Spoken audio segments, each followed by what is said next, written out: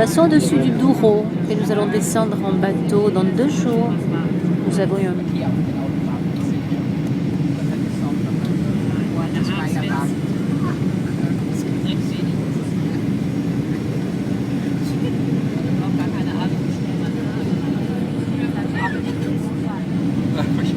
On est propre.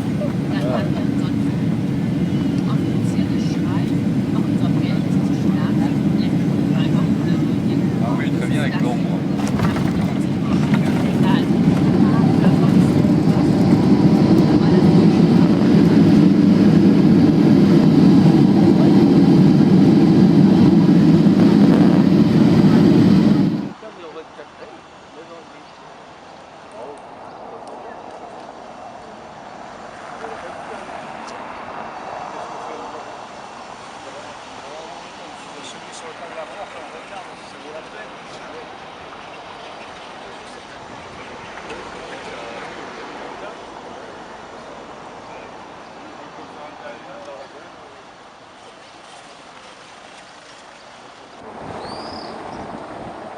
Voilà, on voit bien le pont Eiffel, hein, avec la partie basse et la partie haute.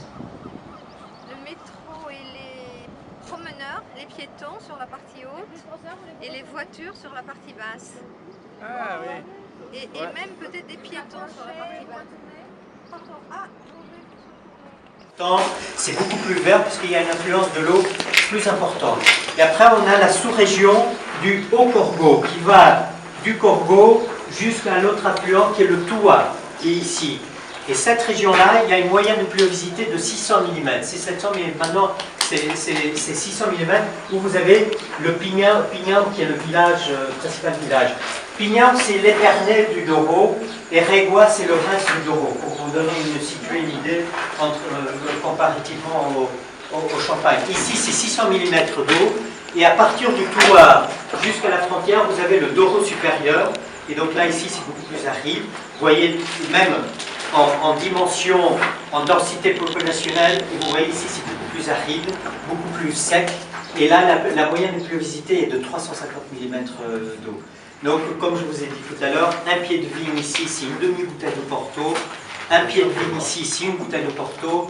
Et un pied de vigne ici, c'est 3 bouteilles de Porto.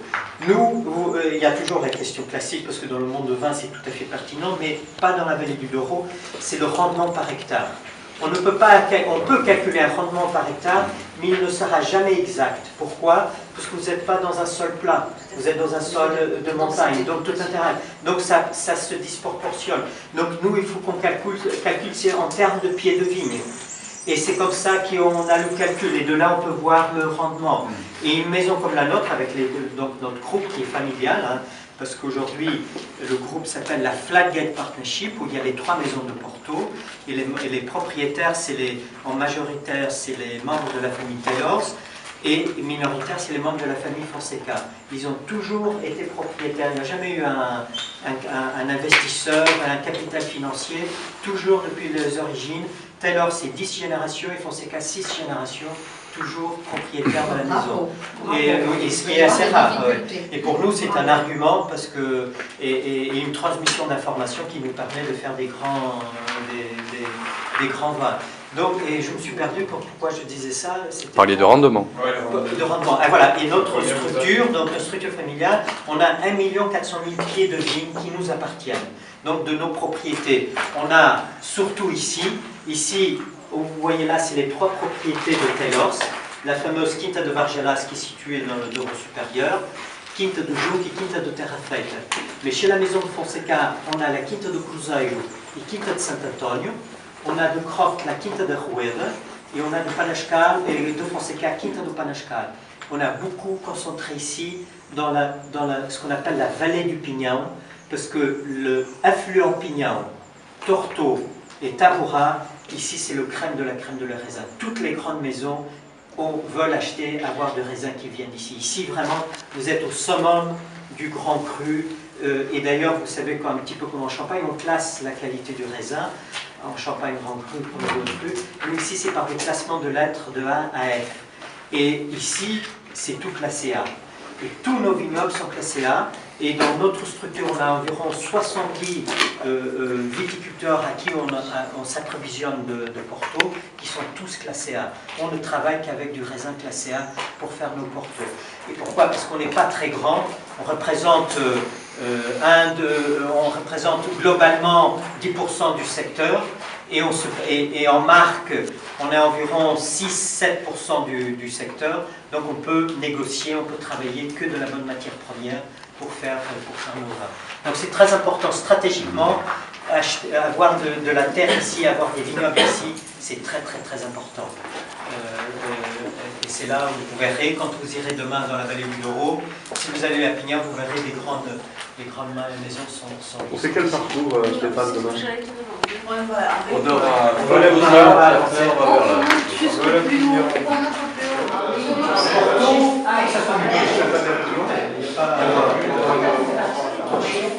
comment avoir fermentation? Porto, il faut qu'il y ait... Sinon, on ne pourrait pas l'appeler fin. Mais le Porto n'est pas un vin de liqueur. C'est un vin muté, je crois. C'est un vin muté. Un vin muté, non, parce que le mutage, pour moi, le mutage, il faut qu'il y ait de la fermentation. Pour moi. Un mutage, il faut qu'il y ait de la fermentation. Et donc, mais un pinot de Charente, on rajoute l'eau de vie, mais il n'y a pas de fermentation dans le pinot de Charente. C'est peut-être ça, parce que la différence, c'est pas le mutage, c'est qu'il n'y a pas de fermentation. Et le Porto, obligatoirement, il y a de la fermentation. Il y a obligatoirement de la fermentation. On le met dans les vins liqueurs, hein.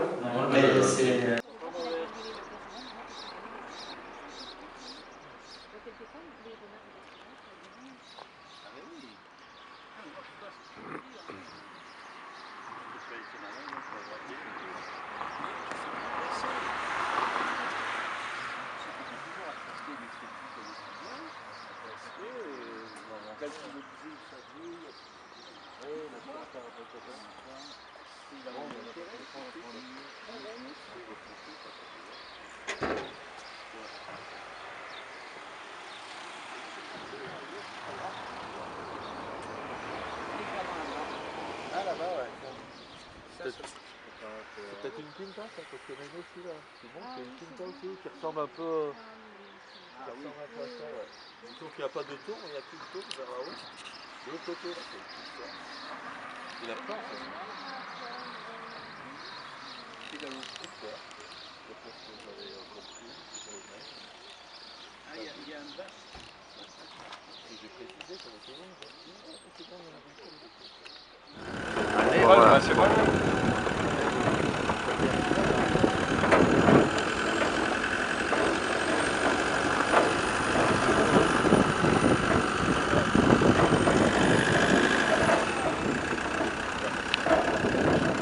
Souriez. Ah ouais, pour les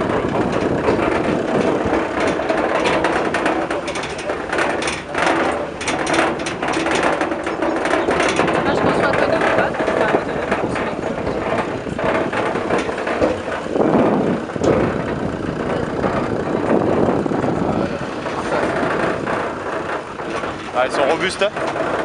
Ils sont robustes, même les jeunes. Hein. Tu vois, c'est pas... Non, ceux-là...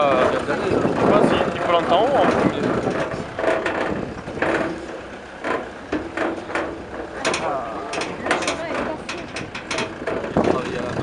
Ah oui, mais c'est ça. Et il le recasse après. Hein.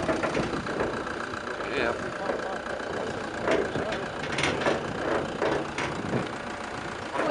C'est argileux là aussi, il n'y a pas que du granit. Hein. Sablonneux, argileux. Ça y est, on va voir, regarde tous les petits pieds. Ah, Sympa, hein. ben voilà. C'est bien quand ça s'arrête. Hein. Et voilà. Parfait. Parce qu'il va passer, il faut qu'il descende. Qu'on a dans la quinta, qu'on a ramené. Ça, c'est ça, voilà. Alors, les schistes, je ramène un morceau pour ma salle de labo. Voilà. Alors, ici, ce qui se passe, les schistes, c'était une roche. Qu'est-ce que c'est ça? C'est du schiste avec du fer. Alors, c'est une roche laminaire. Alors, métamorphique, c'était fait à haute pression, haute température. On a le schiste de l'âge de Pignaro, c'était ce schiste-là. Pignaro, c'était le village qui est ici à côté. Mais en fait, on dit l'âge de Pignaro, mais c'est pas dû à l'âge de Pignaro, du village, mais à l'âge du fleuve. Parce qu'il y a un fleuve qui s'appelle Pignaro, alors c'est plus ou moins l'âge. C'est 600 millions d'années avant. C'est un schiste comme ça, c'est typiquement ça. Avec plus de fer, moins de fer. C'est une roche laminaire. Il y a l'orientation de cristalline, c'est un lame. Et ça permet de travailler facilement la pierre. Elle fait un clivage facile. C'est pour ça qu'il travaille. Il est quand même plus épais que Il donne un coup de marteau et elle monte. Ah oui, ouais.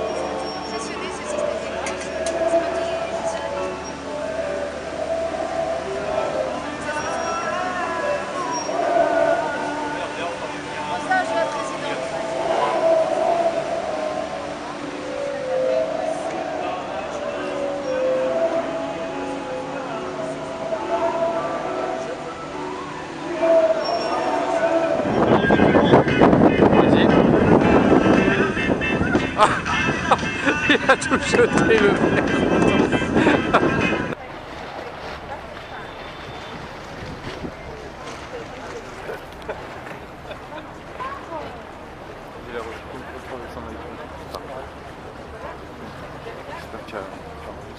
Oui, j'enregistre. Merci. Non, pourquoi? Qu'est-ce qu'il y a?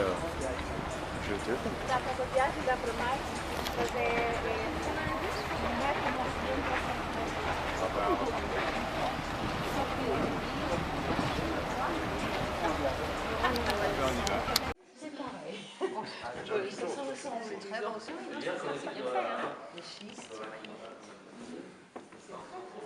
Oui, elles sont très belles.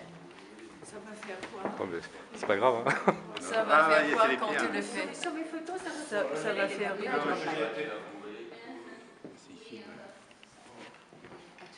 Ouais.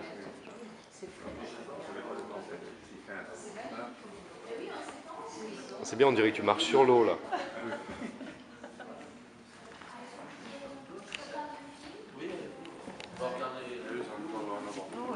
C'est l'oiseau fétiche, parce que le voilà et le voilà au-dessus. Les photos sont splendides.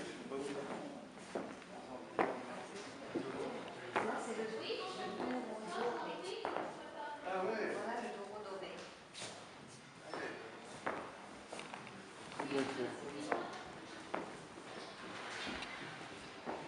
T'as un coup d'un reflet sur celui-là.